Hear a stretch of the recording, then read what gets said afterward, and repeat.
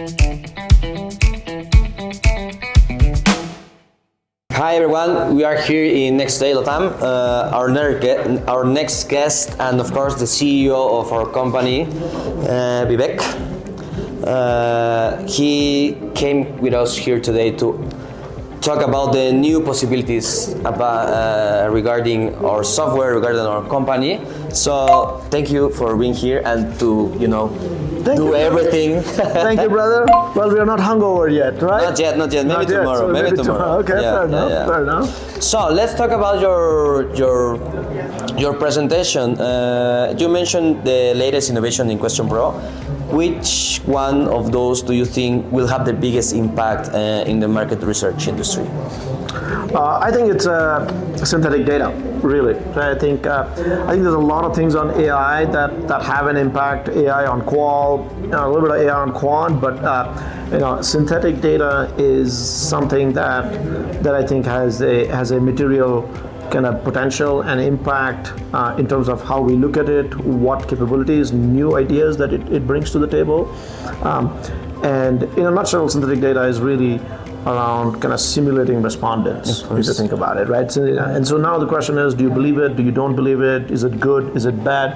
Like every new innovation, the first time you run something, you say like, hey, it can't be even done, right? First of all, is it good or is it bad? So the only time will tell. But if you think about market research is uncovering insights, making decisions, right? And if you can figure out a way to do it, we've been doing it with kind of real human beings for a long period of time, but I think with the generation of LLMs and possibilities around AI, the way we think about it is, it's not that it's going to replace quantitative research or qualitative research, really, right? So the way you think about it is there's a hypothesis, and the hypothesis can be kind of tested using synthetic data, and then you do the qual and the quant to get the breadth and the depth. So it's a three-part process.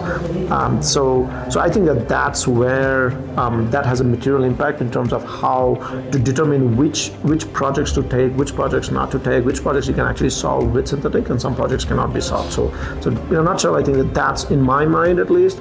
I'm very excited about it. I think that has a pretty good potential in terms of how we think about research. It's going to rethink it instead of just qual versus quant, which is what we're doing for 10 plus years, or maybe even more than that. Honestly, this creates a new dimension. It's kind of almost a new dimension. That's why we are kind of leading into it, and we're calling it three-dimensional research. So one dimension is synthetic, second dimension is qual, third dimension is quant. So 3D research.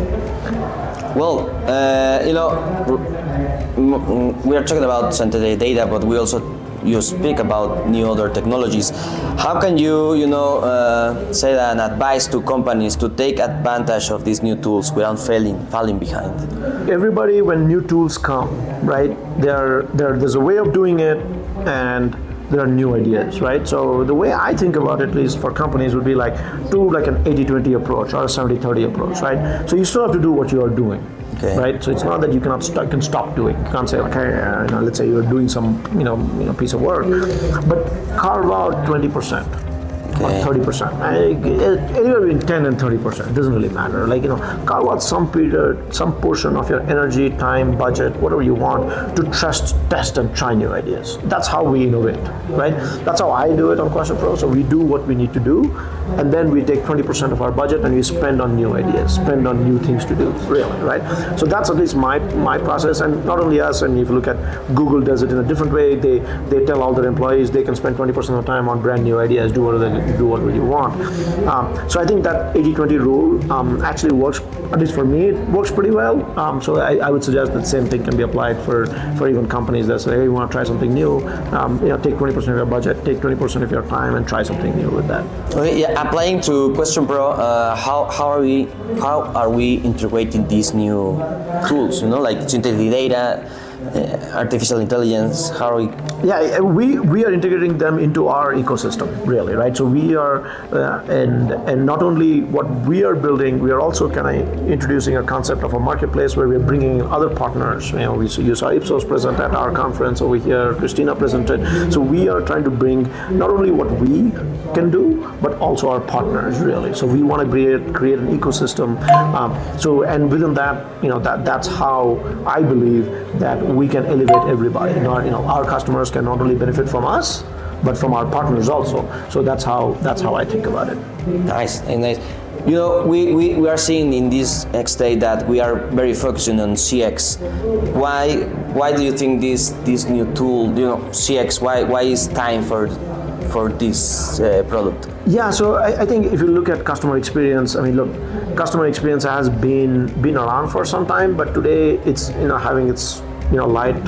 Everybody is talking about customer experience because it is the way we differentiate. It's the way companies can differentiate each other from everybody else. How people believe, how people think, and Ken talked about even user experience. It's part of customer experience, really, right?